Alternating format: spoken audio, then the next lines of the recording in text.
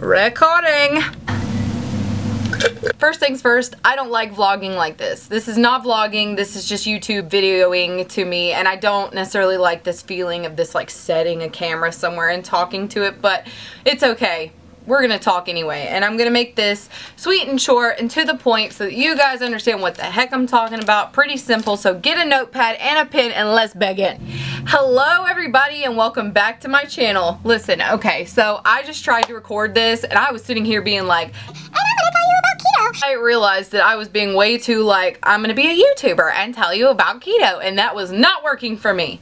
So I'm going to go about this kind of more like vlog style, how I normally do my vlogs, and kind of just talk to you because that's way easier than trying to put on this like, so here I am, we're going to talk. Let's get our vape out of here. Alright, I got my notes, my trusty notes here. We're going to talk about what is keto and how do you get into it. So, it's very simple. It's really not simple. Basically, ketosis is a metabolic state, and I'm not going to bore you with a ton of mumbo jumbo because I typically would want to do that to people, but I'm going to tell you kind of how it works. So for most Americans, our bodies run on carbohydrates. That's how we were taught, and we were taught to eat a high carb diet back in 1979. They created the pyramid and they told us to eat all these carbohydrates, and so we did, and we started feeding them to our kids, and now we have an obesity problem. Just saying. Oh, and don't get mad at me for that, okay? If you don't know me, I used to be 245 pounds, and now I'm 150 or something like that. I don't keep track every day, but yeah. Ketosis is a metabolic state, and it is to fall into the state of ketosis. And basically when that happens, your body's going to convert from using carbs for fuel, and instead it's going to use fat for fuel. And because you're taking in so much fat, your body is going to learn how to get rid of the fat that you're taking in, and then guess what starts to happen? All the fat on your body that you've already got stored, it's going to burn that too. How to start keto? Now, I can say confidently now that that's an easy answer. But when I started keto, it was not an easy answer. I was freaked out. I didn't know what I was doing. I was trying to YouTube, pay attention to all these videos, read all this stuff over here. There was stuff coming from me everywhere, and I didn't know what the heck I was doing, and it stressed me out. I was stressed. I did not like it. I quit. My husband was like, listen, I'm trying to do this keto thing, and if I'm gonna succeed at it, I'm gonna need you to do it because you're cooking the meals. Thus my keto journey begun. I decided that I needed to do it for my husband to succeed in it. There's people walking by. I'm filming in front of a window. I think they're judging me. Okay, they're gone. So how do you start keto? Very simple. I want you to pay attention, and I tell this to everybody who I ask to or wants to know how to start keto. So I want you to pay attention to 20 grams of net carbs in a day, not in a meal, in a day. And I want you to pay attention to these three things: 75% fat, 20% protein, and 5% carbs. Write that down. Rewind this, write that down. Put it on your refrigerator. Do whatever you got to do. A lot of people like to use like apps like MyFitnessPal or Carb Manager or Carb Plus, I think is what it's called. Anyway, there's all kind of apps that can help you like track your carbs in a day, and so that you know exactly how many you're intaking. But honestly, your most important thing is going to know or think about 20 net carbs in a day. How do you find 20 net carbs? Let's talk about that. When you read a label on the back of the package, I'm going to try and like put a picture of a label over here, maybe. We'll see. When you read a label, you're going to see that it says total carbohydrates. You're going to take that number, subtract dietary fiber, and then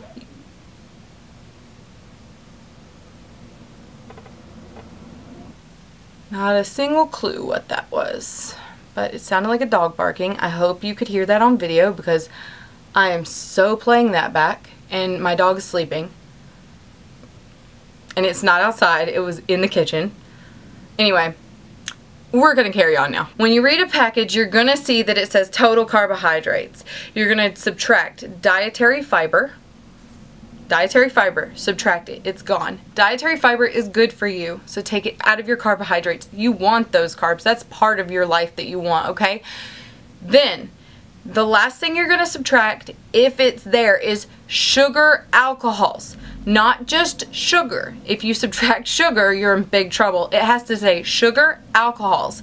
Sometimes sugar alcohols will actually name themselves on a package, especially for like health and wellness stuff like Quest bars or whatever. But they'll be named things like erythritol or, you know, things like that. One of the sorbitol, sucralose, things like that. Artificial sweeteners. The one that you want to look out for is maltitol, but we'll get back, well, there's a couple more that you want to look out for, but we'll get back to that in another video about artificial sweeteners, because that seems to be a question that we get a lot, or that I get a lot. Who's we? Like, are we... This is a corporation. Not really. Once you have done that, to figure out your net carbs, which is carbohydrates minus dietary fiber minus sugar alcohol, and it has to say alcohol, then you have your net carbs. So, for instance, things that are going to be high in fiber are typically better, like maybe spinach or, you know, vegetables like green beans and things like that. You'll be able to take a lot of the dietary fiber out of the carb count. Therefore, the net carbs wind up being okay and acceptable. So, another tip to starting the keto diet, aside from paying attention to your 20 net carbs, is drinking a ton of water. So when you first are going to start out on keto, you are going to go through something that people call the keto flu. Listen, if you've never heard of this keto flu, which I'm sure you have because a lot of people use it as the reason they will not try keto, let's just break it down. Let's break it down. I mean, honestly, there's some weakness, there's some tired feeling, you get groggy, you have a little mental fog sometimes. Some people complain of headaches. You might have diarrhea. And it's honestly not that bad. I thought it'd be horrible. I was scared. First of all, I don't do nausea. I don't do diarrhea. I don't do those like screwy like stomach illness feelings. I hate feeling sick to my stomach. I mean, who really loves it, Bethany? Like, good God. You need to get your thoughts together. Nobody loves to be sick, but the keto flu, it lasts like a day and a half, 2 days for at least me. I don't know anybody who it's ever lasted longer than like 2 days, 3 days worth of time. So you get through it, but one of the best ways to get through it is to drink a ton of water, salt your food. Yes, salt your food. You're going to want some extra electrolytes, and that will help with the keto flu symptoms. A lot of people, if they say they feel foggy or have that mental fog that I was talking about, they'll actually take a pinch of salt, put it under their tongue, swish around, swallow, and then they feel better. So there's you another tip.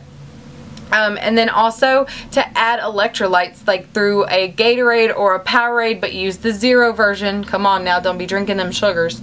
And you know, like I actually use like the Mio squeezy bottles that you put into the water, but I use the Great Value brand because I mean it's just cheaper. So I keep looking at myself in the viewfinder. Stop that. You cannot, like, I need to look in the camera. I'm so sorry. Oh, brown cow. Ow. Seashells by the seashore. She sells seashells by the... Camera, do not do that. Okay, that's rude. It, like, stopped my recording during the middle of me recording. So, we're gonna pick up where we left off. Where did we leave off? So, the keto flu... Once it's gone, it's gone. Like, it's not that big of a deal. Really, it's not. So don't let that be the reason for stopping. I promise if you drink your electrolytes and you just stay hydrated, you'll be alright. Okay? You'll be alright. It's not going to be that big of a deal, I promise. So, do that. Okay. When it comes to starting keto, that's pretty much it. Like, once you start doing those things and you do it for 2 weeks, like I said, at that simplistic little something where you pay attention to your carbs, your protein, your fats, and you pay attention to your 20 net carbs, and you're drinking a lot of water, you will fall into ketosis. I promise you that. So just do that for 2 weeks. That's all I ask. Get yourself a little notebook and write down what you're eating, do the math, or do like a MyFitnessPal situation so that you can keep everything in a little, you know, track of what you're doing there. Go get you some recipes off the internet. There are tons of ways to turn pretty much anything keto now. I mean, literally anything. And it will happen for you. Ketosis will come, and I promise it will not be that big of a deal. We can talk in another video about like what is strict keto and how to actually pay attention to what everything is and how you're doing it to be exactly right. But this version of what I just described is lazy keto. So it's pretty simple. It's called lazy for a reason. It's easy. So let's talk about weight loss that comes with keto immediately following starting keto. Now, some people immediately lose pounds the day after they start. For me, that's exactly what happened. I lost a pound a day for 2 weeks solid, and that literally happened to me. And at the time that I started, I think I was 191 pounds. So I had it to lose. It was easy to come off really, but the thing about it is once you start keto, when you're eating carb diets, when you're eating super high, heavy carb laden diets, your body holds on to every water molecule it can, because carbs make us swollen, they make us bloated. They call it carb face for a reason, which I kind of have a little bit of today because I went a little crazy yesterday, but that's okay. No problem, guys, don't even worry about it. I contoured. When you start keto, your body gets rid of the water. You immediately are going to lose a lot of water weight, and you might have diarrhea. But no big deal, right? Remember, no biggie. Once you lose that water weight, it will slow down a little bit, and for most people, it stays pretty consistent.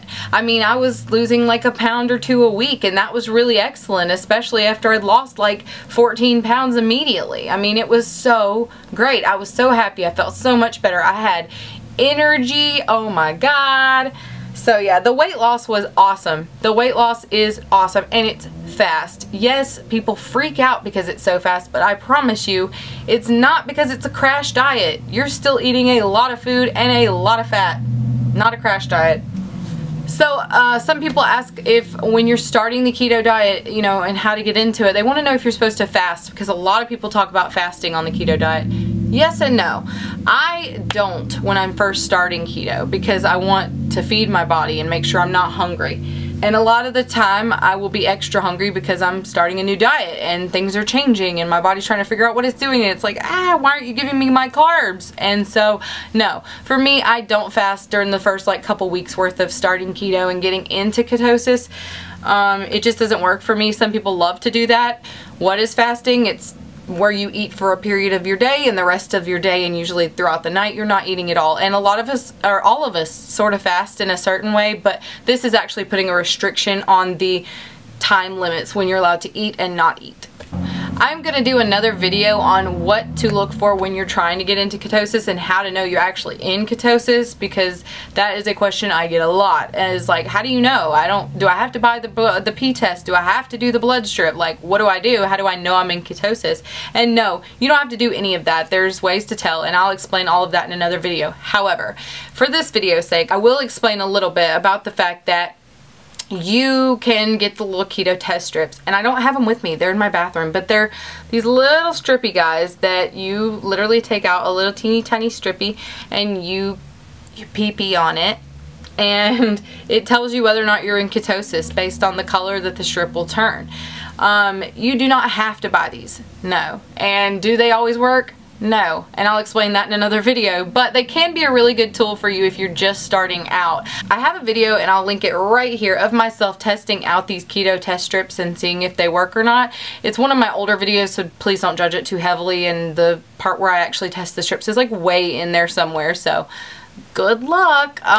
But basically I'm testing out whether or not they work and explain a little bit about why they do what they do when they quit working. But they are a good tool for you to use during the first, like, I don't know, 2 weeks or so that you can see what's going on, and it helps you if you don't know what to look for other than just the test strips. That's it for this video, and I'm gonna come back and do some more just like this. If you have any suggestions on what you need to know or things that you want to, you know, me to explain in detail, then put them down in the comments, and give this video a like, please, and subscribe. I'm just so thankful for everyone who's already done that and like has been here and hanging out and post or commenting or liking or just watching them. I'm seriously, like, from the bottom of my heart, I thank you. It gives me motivation to continue doing these, and I just love you for it. Thanks everyone for watching, and you guys have a magical day. Oh God, my foot's asleep. Oh, my foot is asleep. Oh, I hate that feeling.